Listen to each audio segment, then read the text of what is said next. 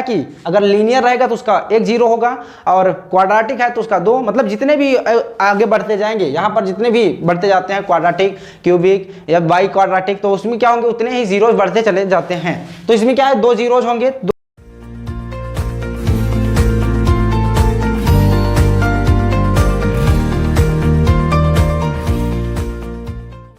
Hello बच्चों, कैसे हैं आप सभी बच्चों। आज की क्लास में हम लोग पढ़ने वाले हैं एक्सरसाइज 2.2 का चौथा सवाल, ठीक है, यानी कि फोर्थ सवाल। और इसके पहले हमने जो सवालें हैं उसको हमने पढ़ लिया है, ठीक है, यानी कि फोर्थ सवाल के पहले।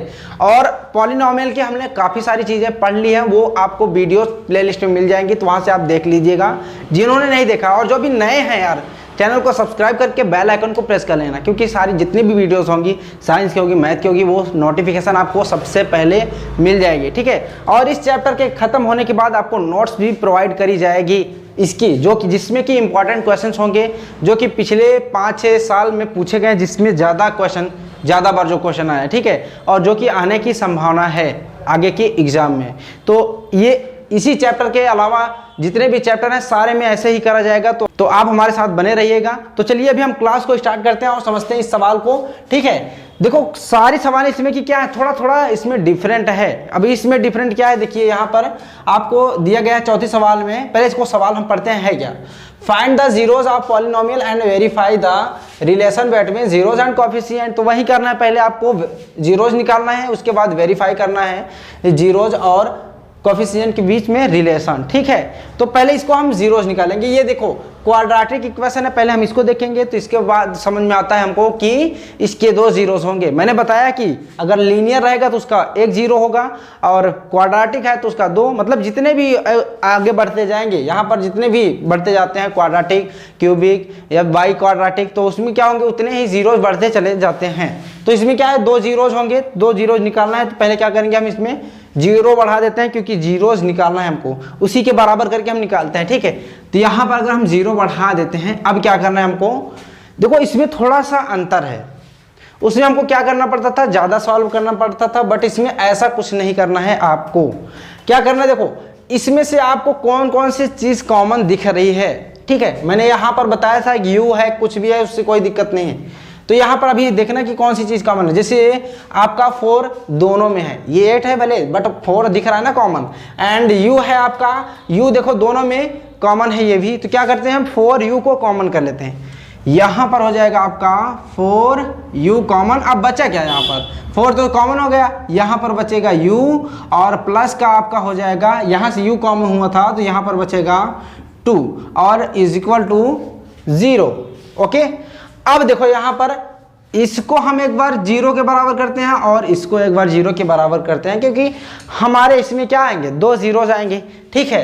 तो यहाँ पर 4u इज इक्वल टू हमको निकालना है, सॉरी बराबर जीरो हो जाएगा, तो u बराबर क्या हो जाएगा आपका 0, ठीक है। तो एक जो जीरो आया वो क्या आया, जीरो ही आया, ठीक है। अभी इसमें जीरो रख के देखेंगे तो जीरो आएगा ही। अब देखिए हम u + 2 को रख करके देखते हैं, u + 2 बराबर 0, तो u इज इक्वल टू आ जाएगा -2। तो दूसरा जो जीरो आया वो आया आपका -2, तो एक तो आया 0 और एक आया -2। तो देखिए दोनों जीरो निकल गए, है ना। अब हमको क्या करना है भाई, अब हमको रिलेशंस जो है इनके बीच में जीरोस और कोएफिशिएंट के बीच में वेरीफाई करना है। तो यहाँ पर पहले मैं लिखता हूँ वो रिलेशन क्या होते हैं। Alpha plus beta is equal to -v/a and alpha beta is equal to c/a।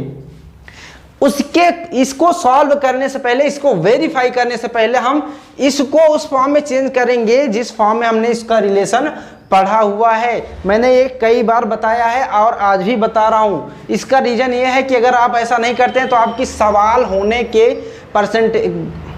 अगर आप ऐसा नहीं करते हैं तो आपकी सवाल गलत होने के परसेंटेज चांसेस बहुत ज़्यादा बढ़ जाते हैं, ठीक है, इसलिए कह रहा हूँ। तो यहाँ पर क्या करना पड़ेगा हमको, 4u² + 8u।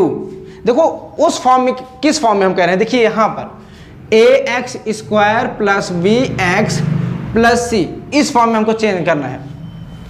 तो ये दोनों तो यहाँ तक तो हो गए, लेकिन प्लस का यहाँ पर c है, यहाँ पर प्लस में तो कुछ है ही नहीं। तो जब भी आपको कुछ ना दिखे उस प्लेस पर जहां पर हमको कुछ यहाँ पर होना चाहिए था, अगर ऐसा कुछ नहीं है तो वहां पर हम प्लस करके 0 बढ़ा देंगे। जैसे यहाँ पर प्लस करते हैं 0 बढ़ा देते हैं। अभी इस फॉर्म में आ गया ना, बस अब हम रिलेशन देखते हैं क्या क्या चीजें हैं, उसको वेरीफाई करते हैं भाई। यहाँ पर alpha plus beta is equal to हो जाएगा आपका minus B upon A. Alpha की जगह रखते हैं हम 0 और प्लस में बीटा की जगह रखेंगे क्या, -2। तो यहाँ पर ब्रैकेट में -2 रखते हैं और माइनस बी आपका है माइनस रखते हैं यहाँ पर, और बी की जगह पर आपका क्या है 8, तो 8 रख देंगे। एंड उसके बाद आपका आ जाता है ए की जगह क्या है भाई, यहाँ पर देखेंगे तो 4, ठीक। तो यहाँ हो गया 4। अभी इसको काटेंगे तो जो भी आएगा उसको देखते हैं। पहले यहाँ पर देखते हैं प्लस माइनस क्या हो जाएगा, 0 तक तो कोई मतलब है ही नहीं, तो प्लस माइनस माइनस हो जाएगा और माइनस का 2 हो जाएगा, है ना। अब देखिए 4 2 जा 8, यानी कि जब काटेंगे तो यहाँ पर भी क्या आएगा -2, तो ये वाला तो वेरीफाई हो गया आपका, ठीक है। आइए अब इसके बाद हम इसको भी देखते हैं क्या ये वेरीफाई होता है कि नहीं। अल्फा की जगह क्या रखेंगे भाई 0 एंड मल्टीप्लाई बाई -2, क्योंकि दूसरा बीटा की जगह पर -2 है और सी की जगह पर आपका क्या है 0 है, तो 0 यहाँ पर लिखते हैं और ए की जगह पर आपका आ जाएगा 4। अभी 0 में अगर -2 से हम गुणा करेंगे तो क्या आएगा 0 ही आएगा, किसी भी चीज से मल्टीप्लाई करेंगे अगर 0 में तो वो आएगा 0 है, तो यहाँ पर हम 0 लिख देते हैं। अब आया भाई ऐसे ही इसमें भी है कि भाई 0 में अगर हम किसी भी संख्या से भाग करते हैं तो क्या आएगा 0 ही आएगा, ठीक है। तो यहाँ पर हम क्या करेंगे 0 और ये भी क्या हो गया वेरीफाई, इसका मतलब है कि ये सवाल जो भी वेरीफाई करना था सही है, ठीक है। तो ये देखिए क्वेश्चन आपका बहुत ही आसान था और ये थोड़ा कम टाइम भी लगा इसको सॉल्व करने में।